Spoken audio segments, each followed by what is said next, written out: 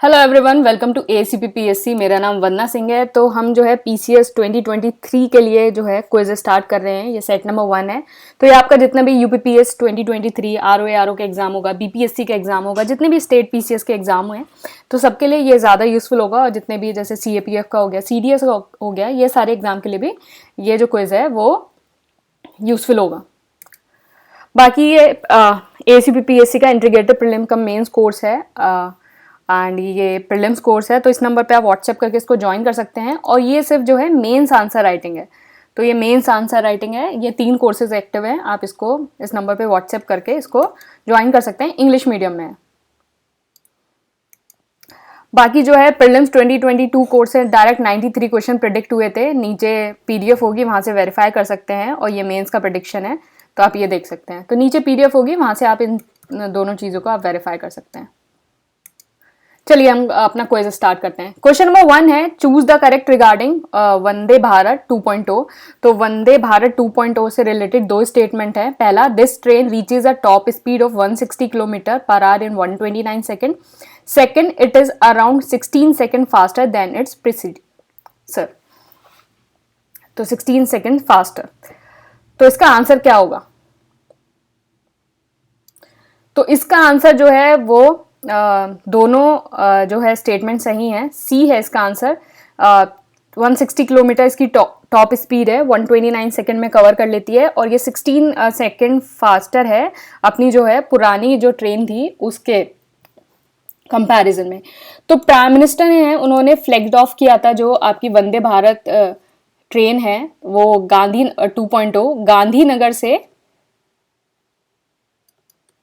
मुंबई। तो 2.0 जो है आपकी गांधीनगर से मुंबई जो है वो फ्लैग्ड हुई थी। इससे पहले भी 2 जो है वंदे भारत जो ट्रेन है वो ऑपरेशनल है। पहली जो है वो है न्यू दिल्ली से लेके वाराणसी, और दूसरी है न्यू दिल्ली से लेके कटरा। तो ये जो है 2 ऑलरेडी ऑपरेशनल है। ये जो है गांधीनगर से मुंबई के लिए हुई थी ये ट्रेन। तो ये लिखा हुआ है गुजरात गांधीनगर, गांधीनगर से मुंबई और गुजरात गांधीनगर से जो है ये फ्लैग्ड ऑफ हुई थी। और इंडिजिनियस डिजाइन ट्रेन है और इसको मैन्युफैक्चर किया है इंटीग्रल कोच फैक्ट्री जो है Chennai as a part of a make India program. तो as a cost of 100 crore 100 crore rupees में ये ट्रेन जो है वो मैन्युफैक्चर्ड हुई थी। नेक्स्ट क्वेश्चन है, Ranipur wild life sanctuary is in. तो रानीपुर वाइल्ड लाइफ सेंचुरी कहाँ है? तो इसका आंसर है आंसर सी, चित्रकूट। तो रानीपुर वाइल्ड लाइफ सेंचुरी जो है चित्रकूट में है। तो अभी हाल ही में क्या हुआ, उत्तर प्रदेश कैबिनेट ने एक अप्रूव किया है notification of the state 4th tiger reserve. तो स्टेट का ये 4th टाइगर रिजर्व होगा रानीपुर वाइल्ड लाइफ सेंचुरी। और ये कहाँ होगा? चित्रकूट के अंदर। आप मुझे बताएंगे कि स्टेट में बाकी कौन से 3 टाइगर रिजर्व और हैं। और अभी हाल ही में बता दूं, जो 3rd वाला टाइगर रिजर्व है उसको भी अब एज अ टूरिस्ट, मतलब आप एज अ टूरिस्ट उसमें आप जा सकते हो, आप उसमें विजिट कर सकते हो। तो 3rd टाइगर रिजर्व जो है, चलिए मैं बता ही देती हूँ। 3rd tiger reserve Amangarh tiger reserve है। बेसिकली ये buffer of Corbett tiger reserve का बफर है ये। और आप मुझे बताएंगे कि अमनगढ़ टाइगर रिजर्व कहाँ है, तो इसकी लोकेशन कहाँ है अमनगढ़ टाइगर रिजर्व की। बाकी 2 टाइगर रिजर्व और कौन कौन से हैं आप मुझे बताएंगे, और इनका ईयर और किस ईयर में ये टाइगर रिजर्व जो है नोटिफाइड हुए थे, आप वो मुझे ईयर भी बताएंगे। तो ये सारी चीजें आप बताएंगे कि कौन कौन से टाइगर रिजर्व है, कब नोटिफाइड हुए थे और कौन कौन से एरिया में है।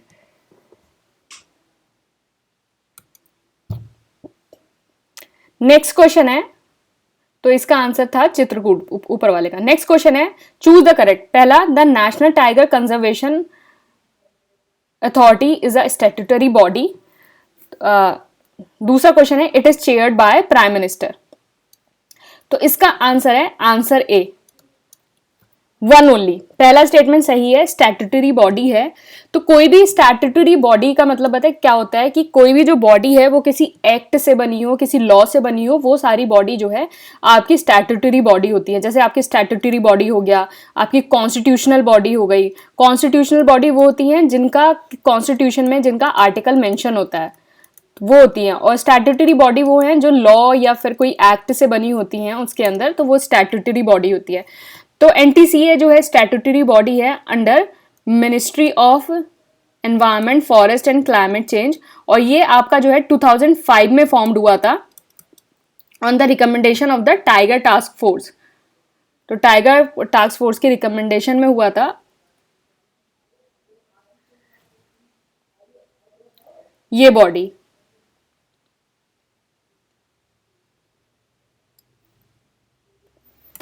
नेक्स्ट क्वेश्चन है the term M stripes is sometimes seen in news in the context of.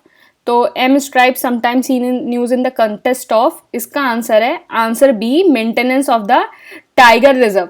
तो एम स्ट्राइप्स का मतलब ही है मॉनिटरिंग, ये आपका एनवायरमेंट का क्वेश्चन है, monitoring system for tiger intensive protection and ecological status. तो इकोलॉजिकल स्टेटस, तो ये एक मॉडर्न प्लेटफॉर्म है जब मॉडर्न टेक्नोलॉजी यूज होती है जिससे आपकी इफेक्टिव पेट्रोलिंग हो सके, इकोलॉजिकल स्टेटस और मिटिगेट ह्यूमन वाइल्ड कन्फ्लिक्ट, इन सबको देखा जा सके। तो ये एम स्ट्राइप जो है आपका एक मॉडर्न टेक्नोलॉजी है जो आपका पेट्रोलिंग, इकोलॉजिकल स्टेटस और इन सबको देखता है जिससे आपका जो टाइगर रिजर्वॉयर है उसका मेंटेनेंस हो सके। तो इसका आंसर फोर्थ का हो गया आंसर, जो हो गया आंसर बी। नेक्स्ट क्वेश्चन है what is India's position in the global innovation index. तो इंडिया की पोजीशन क्या है ग्लोबल इनोवेशन इंडेक्स में, तो ये है आंसर बी 40।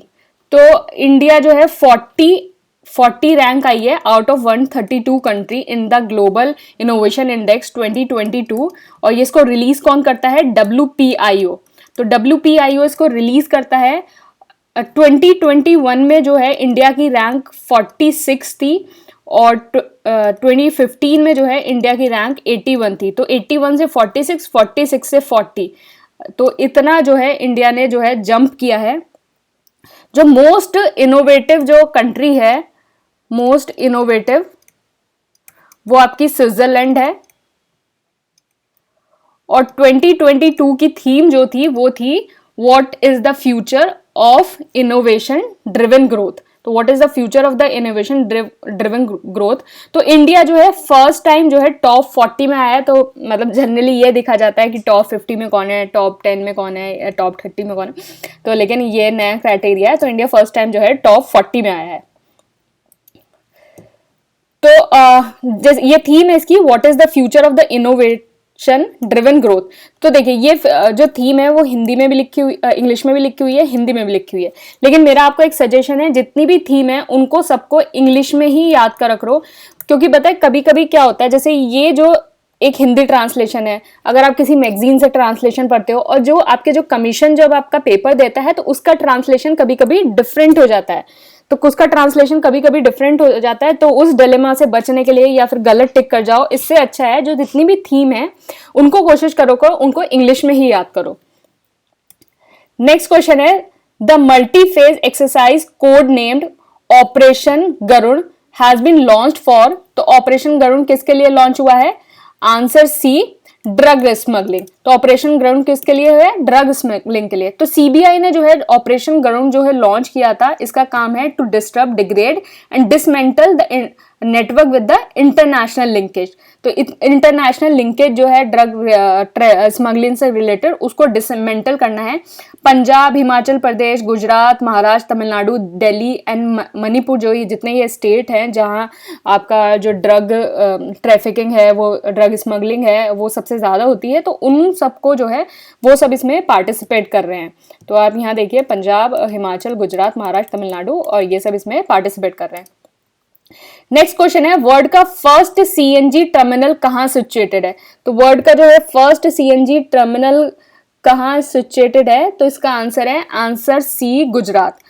तो अभी हाल ही में जो प्राइम मिनिस्टर हैं उन्होंने जो है फाउंडेशन स्टोन रखा है वर्ल्ड का first CNG terminal of the brownfield port at Bhavnagar. तो भावनगर जो गुजरात है उसमें जो है ये फर्स्ट सीएनजी रखा गया है, और ये एक ब्राउनफील्ड पोर्ट है।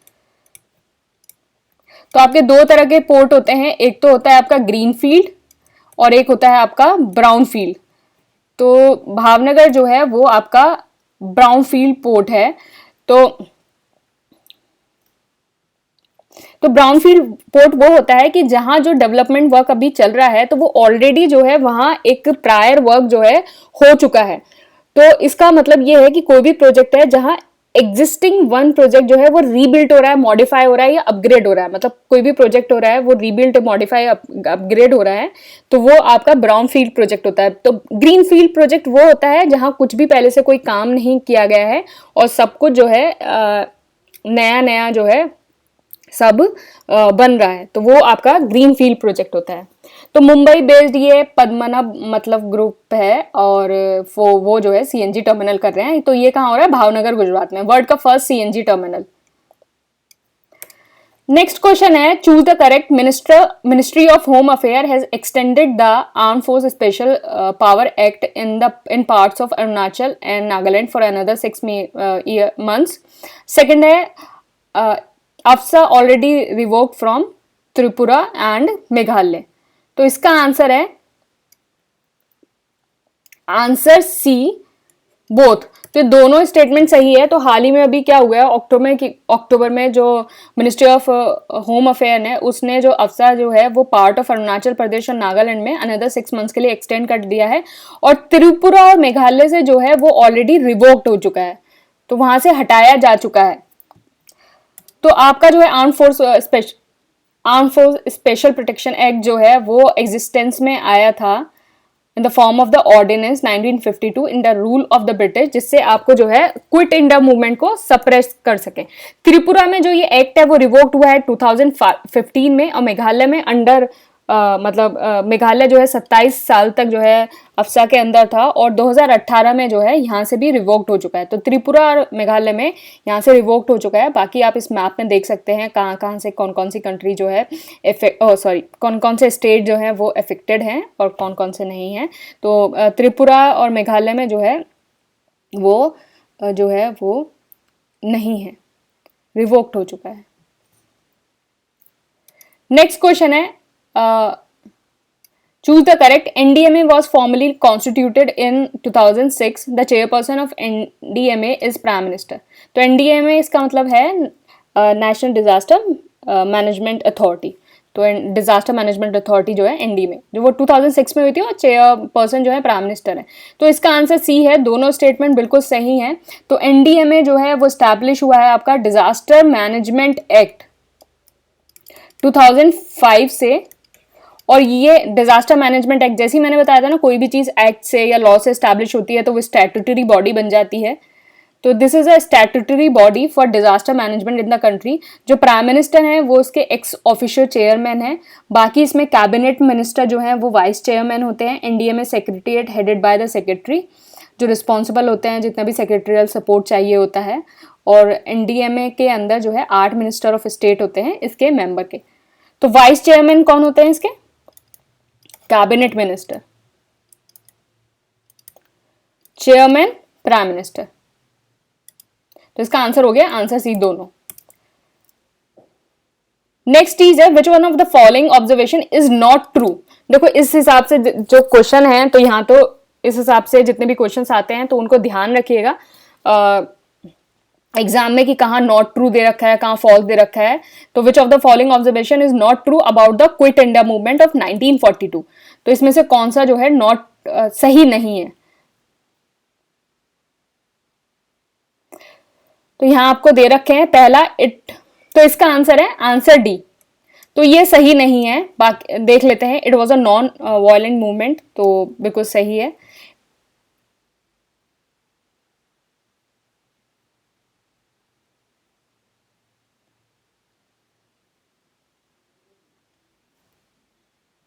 एक सेकेंड, तो ये होगा कौन सा ट्रू है, नॉट ट्रू नहीं, कौन सा ट्रू है।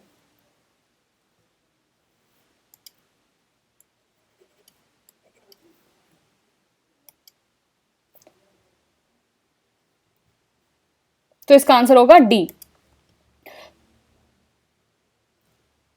तो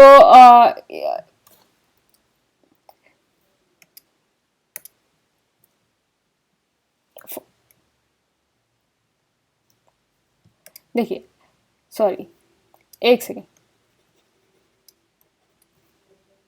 हाँ, इसका क्वेश्चन है नॉट ट्रू, इसमें से कौन सा सही नहीं है। तो ये जो है आंसर डी वो सही नहीं है। तो इसमें क्या है, it did not attract the labour class in general, तो ये सही नहीं है because it attract the labour class, it attract the labour class. तो ये जो डी वाला है वो सही नहीं है। तो 8 अगस्त 1942 को महात्मा गांधी ने जो है कॉल किया था to end the British rule, और उन्होंने लॉन्च किया था quit India movement session of all India Congress committee in Mumbai on 8 August. और इंडिया ने अपने जो है 80 years of quit India movement जो है वो कंप्लीट कर लिए हैं, जिसको हम अगस्त क्रांति बोलते हैं। और इसके अंदर जो स्लोगन थे क्विट इंडिया, जो क्विट इंडिया है उसको कॉइन किया था यूसुफ मेहरेली ने। और इसमें जो है ओवर द कंट्री जो है workers provided the support by not working in the factories, तो लेबर क्लास ने इसको सपोर्ट किया था। नेक्स्ट है which of the following organise a march on the Tanjore coast to break the salt law in 1932। तो अलग अलग इंडिया में अलग अलग जगह जो है सॉल्ट सत्याग्रह हुई थी, अलग अलग अपने जो प्रोविंस हैं उसके अंदर अलग अलग जगह सॉल्ट सत्याग्रह हुई थी। तो तंजौर के अंदर जो है वो किसने लेड की थी अप्रैल 1930 में। तो इसका आंसर है आंसर बी, सी राजा गोपालाचारी। तो सी राजा गोपालाचारी ने जो है ये जो है ऑर्गेनाइज किया था मार्च। तो इसका आंसर हो गया आंसर बी, सी राजा गोपालाचारी। तो आप मुझे बताइए कि सी राजा गोपालाचारी को किस और नाम से बुलाया जाता है। तो आई थिंक ये यूपीपीएससी 2020 में ये क्वेश्चन आया था। तो आप यहाँ देखिए सी राजा गोपालाचारी को किस नाम से बुलाया जाता है। तो सी राजा गोपालाचारी जो है ने ऑर्गेनाइज किया था march on the Tanjore coast to break the salt law in April 1930 as a part of a CDM civil disobedience movement. Next question है आपका SBM मतलब Swachh Bharat mission urban 2.0 will be implemented from 2021 से 2026 एंड फिर उसके बाद it was launch to achieve the vision of the garbage free cities. तो इसका जो आंसर है वो आंसर सही है, दोनों सही हैं। तो जो स्वच्छ भारत मिशन 2.0 है वो 2021 से 2026 तक लॉन्च होगा।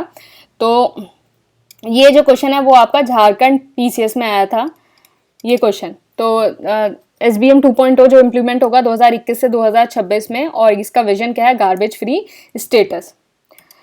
तो स्वच्छ भारत मिशन अर्बन 2.0 इसका काम है कि garbage free and ensure grey and black water management in all cities other than those covered in the AMRUT.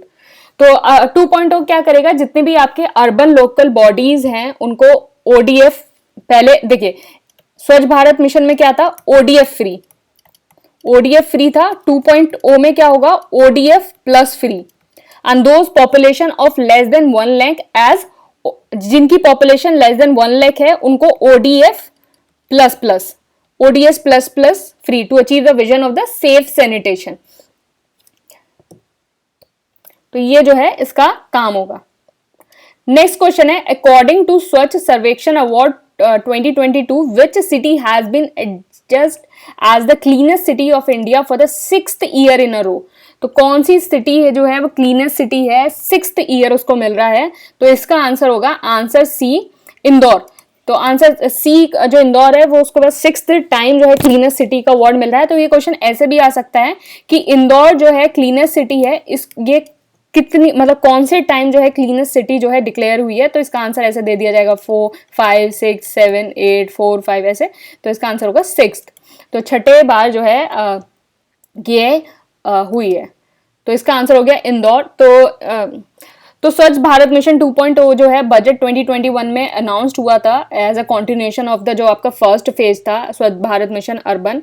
तो इंदौर जो है वो एज अ क्लीनेस्ट सिटी है और इसकी इंडिया की जो है first 7 star garbage free status है। तो अलग अलग जो सिटीज हैं उनको 7 स्टार, 5 स्टार, 3 स्टार स्टेटस मिलता है। तो इंदौर को जो है 7 स्टार स्टेटस मिला हुआ है। सूरत, भोपाल, मैसूरू, नवी मुंबई, विशाखापट्टनम, तिरुपति, इनको 5 स्टार जो है गार्बेज फ्री स्टेटस मिला है। तो जो क्लीनेस्ट सिटी है मोर देन 1 लाख पॉपुलेशन में इंदौर तो 1 लाख पॉपुलेशन में इंदौर, फिर उसके बाद सूरत, फिर उसके बाद नवी मुंबई, 1 लाख से ज्यादा। लेस देन 1 लाख पॉपुलेशन में कौन सी है? Panchgani and Karad from Maharashtra bag the first and the third position respectively. Best Ganga town कौन सा है? Haridwar. And fastest mover city award किसको मिला है? शिवमोगा इन कर्नाटका। इन लोगों को ये अवार्ड मिला है। नेक्स्ट क्वेश्चन है, according the Swachh Survekshan award 2020 which state is the cleanest state in the country? तो ये सिटी की बात थी, सिटी तो इंदौर हो गई, तो स्टेट कौन सा है? तो स्टेट भी आपका मध्य प्रदेश है, जहां आपकी सिटी है वहीं आपका स्टेट है। तो स्टेट आपका मध्य प्रदेश है, तो मध्य प्रदेश जो है क्लीनेस्ट स्टेट है। तो state with more than 100 urban local bodies, तो मध्य प्रदेश जो है फर्स्ट नंबर पे है, फिर उसके बाद छत्तीसगढ़ है, फिर उसके बाद महाराष्ट्र है थर्ड नंबर पे। जिनका less than 100 urban local bodies है उसमें त्रिपुरा फर्स्ट नंबर पे है, फिर उसके बाद झारखंड सेकंड नंबर पे, एंड देन उत्तराखंड जो है थर्ड नंबर पे है। फिर इसकी नोडल मिनिस्ट्री कौन है? Ministry of urban housing and urban affair जो है ये अवार्ड आपको ये देता है। नेक्स्ट है, which state won the first prize under the large state category under the Swachh Survekshan ग्रामीण 2020? तो स्वच्छ सर्वेक्षण ग्रामीण 2020 के अंदर लार्ज स्टेट के अंदर किस स्टेट को मिला है? तो इसका आंसर है आंसर डी, तेलंगाना। तो आप यहां देखना, ये अवार्ड अलग था, उससे पहला वाला अवार्ड क्या था? स्वच्छ सर्वेक्षण अवार्ड। यहां है स्वच्छ सर्वेक्षण ग्रामीण SSG, तो वो अर्बन के लिए था, ये ग्रामीण के लिए है। तो इसमें तेलंगाना को मिला है। तो तेलंगाना को जो है फर्स्ट प्राइज मिला है लार्जर स्टेट के अंदर अंडर स्वच्छ सर्वेक्षण ग्रामीण। तो यहां ध्यान रखना ये दिस इज फॉर द ग्रामीण। फिर हरियाणा जो है वो सेकंड नंबर पे है, और फिर उसके बाद तमिलनाडु जो है वो थर्ड नंबर पे है। स्मॉलर स्टेट एंड यूटीज में अंडमान एंड निकोबार को फर्स्ट पोजीशन मिली है, दादरा एंड नागर हवेली को सेकंड, दादरा नागर हवेली दमन एंड दीव इसका पूरा नाम हो गया है, ये मर्ज हो गया है, तो इसको सेकंड स्टेटस मिला है, एंड इसको बाद इसको थर्ड पोजीशन मिली है। नेक्स्ट है, which one of the following is a global treaty to protect human health and environment from persistent organic pollutant? तो परसिस्टेंट ऑर्गेनिक पॉल्यूटेंट को कौन सी ऐसी ग्लोबल ट्रीटी है जो प्रोटेक्ट करती है ह्यूमन हेल्थ एंड एनवायरमेंट को फ्रॉम POP? तो इसका आंसर है स्टॉकहोम कन्वेंशन।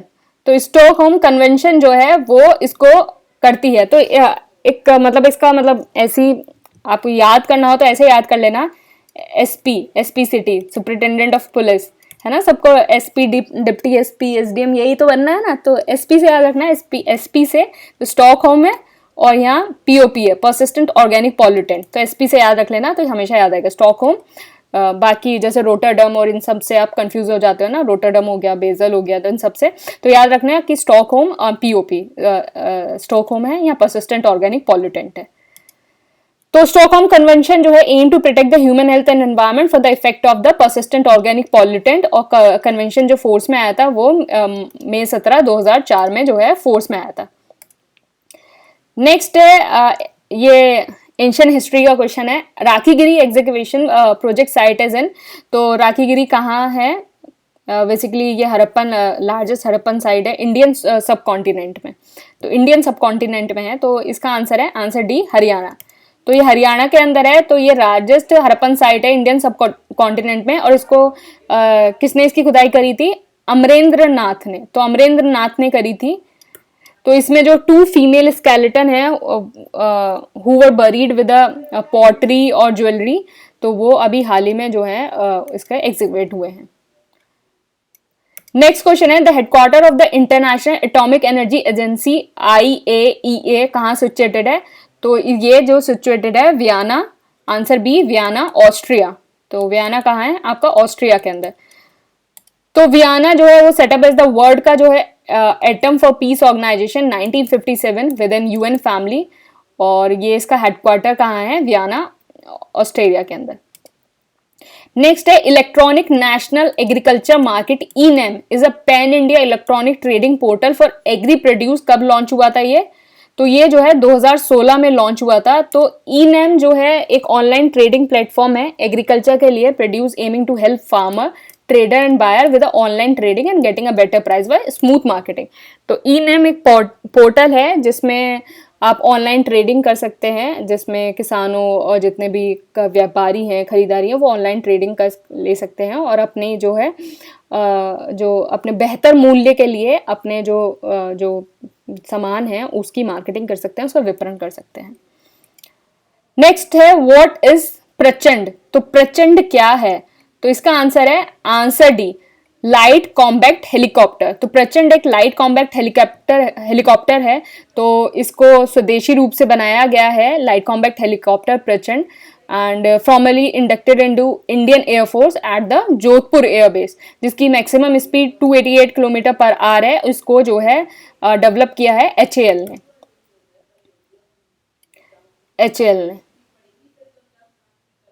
नेक्स्ट क्वेश्चन है the target required to limit warming 2 degree Celsius is.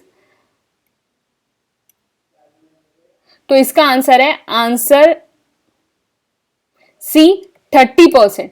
तो क्या हुआ था 2021 जो आपका COP 26 हुई थी जो आपकी, उसमें जो है प्रोपेल किया गया है कि जो आप अपने जितने भी आपके क्लाइमेट टारगेट्स हैं और जितने आपके नेशनली डिटरमाइंड कंट्रीब्यूशन हैं जो ग्लोबल ग्रीन हाउस होल को रिड्यूस करेंगे, तो जितने भी अपडेटेड NDC हैं और अनाउंस करा है जितने भी प्लेस्ड फॉर 2030, वो सब जो है इनसफिशिएंट हैं, वो सफिशिएंट नहीं है। और ये जो है जो आपके पेरिस एग्रीमेंट के अंदर जो आपके INDC जो जितने भी आपके नेशनल डिटरमाइंड कंट्रीब्यूशन थे वो उसके अलाइन भी नहीं है। आपका जो है अगर आपको एक्चुअल रिडक्शन करना है क्लाइमेट में टू लिमिट द वार्मिंग जितना है 2 डिग्री सेल्सियस, अगर वार्मिंग अगर आपको लिमिट करनी है तो एक्चुअल रिडक्शन करना है तो वो आपका 7.5% होना चाहिए। मतलब अभी जो एक्चुअल रिडक्शन है वो 7.5% है, लेकिन आपका जो टारगेट है वो 30% है। मतलब अगर आपको 2 डिग्री सेल्सियस अगर आपको वार्मिंग लिमिट करनी है तो आप अगर 30% जो आप अपना रिडक्शन करेंगे, आप अपना ग्लोबल वार्मिंग में ग्रीन हाउस गैस में अगर रिडक्शन करेंगे तभी आप ये टारगेट अचीव कर पाएंगे। लेकिन अभी आपका एक्चुअल में कितना है वो इतना है। तो बेसिकली फिगर कौन सी इंपॉर्टेंट है, ये 2 डिग्री सेल्सियस और 30%। तो इसमें पेरिस एग्रीमेंट में ये हुआ था कि अगर आपको 2 डिग्री सेल्सियस अगर लिमिट करना है टेम्परेचर तो आपको टारगेट जो रिडक्शन है वो 30% होना चाहिए। नेक्स्ट क्वेश्चन है अंडर मिशन शक्ति programme made it compulsory to appoint -% of women in UP police force. तो इसका आंसर है आंसर बी 20%। तो उत्तर प्रदेश गवर्नमेंट ने जो है मिशन शक्ति जो है निर्भया एक पहल जो है 29 सितंबर 2021 को लॉन्च किया था और उसका जो है क्लियर ऑब्जेक्टिव था कि providing a safe environment to women और एम्पावर करना with a series of the awareness in capacity building workshop. और उन्होंने जो हमारे मुख्यमंत्री हैं उन्होंने ये भी कहा था कि ओवर 1500 जो है police station all over the state बनाए जाएंगे and a separate room for the women complain, और कंपल्सरी अपॉइंटमेंट जो 20% होगा of the women in UP police forces. Next है SASTRA Ramanujan prize for 2022 will be awarded to. तो ये प्राइज जो है वो किसको मिलेगा?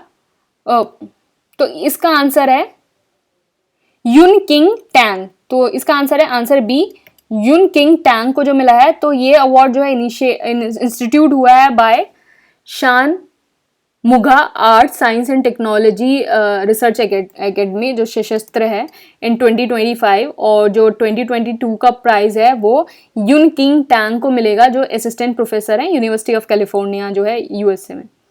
और इंडिया में जो है 22 दिसंबर जो है वो सेलिब्रेटेड होता है national mathematics day in the memory of the Srinivasa Ramanujan. तो श्रीनिवास रामानुजन की मेमोरी पे 20 दिसंबर as a national mathematics day जो है बनता है। Pradhan Mantri Awas Gramin to provide pucca houses to all who are houseless and living in dilapidated houses in rural area by, तो इसका आंसर है आंसर ए 2022।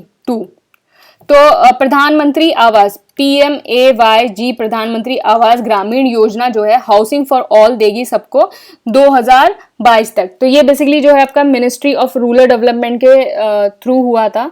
तो अभी जो क्या हुआ है, यूनियन कैबिनेट ने अप्रूव कर दिया है कंटिन्यूएशन ऑफ द प्रधानमंत्री Awas Grameen Yojana for another 3 years। तो 3 years के लिए हो गया है, अब ये टिल मार्च 2024 तक जो है कंटिन्यू रहेगा। तो एक्सटेंशन ऑफ द स्कीम क्या करेगी, will help in the construction of the remaining 155.75 lakh houses and it will achieve the target of the 2.95 crore. तो अगर टारगेट आपको पूछा जाए तो ये इंपॉर्टेंट है, टारगेट 2.95 करोड़ जो है इसका टारगेट है। एक्सटेंशन हो गया है मार्च 2024 तक, पहले जो है 2022 तक था। चलिए लास्ट क्वेश्चन है ये, desertification and land degradation Atlas publish by environment ministry in 2021। At least dash of the India's total geographical area is under the category of the degraded land। तो कितना परसेंट जो एरिया है, ये जो report है वो पब्लिश हुई है एनवायरमेंट मिनिस्ट्री की। तो मतलब इंडिया ने ये रिपोर्ट पब्लिश की है, तो ये इंडिया की रिपोर्ट है, नेशनल रिपोर्ट है। तो कितना परसेंट एरिया जो है टोटल ज्योग्राफिकल एरिया के वो डिग्रेडेड है, तो इसका आंसर है आंसर डी 30%। तो according to the desertification and land degradation atlas 2021, तो एटलीस्ट 30% जो एरिया है वो टोटल ज्योग्राफिकल एरिया इंडिया के वो डिग्रेडेड है। झारखंड, राजस्थान, दिल्ली, गुजरात और गोवा में जो है 50% से ज्यादा जो लैंड एरिया है वो डेजर्टिफिकेशन है। और केरला, असम, मिजोरम, हरियाणा, बिहार, उत्तर प्रदेश, पंजाब, अरुणाचल प्रदेश, इनमें जो है विद लेस देन 10%।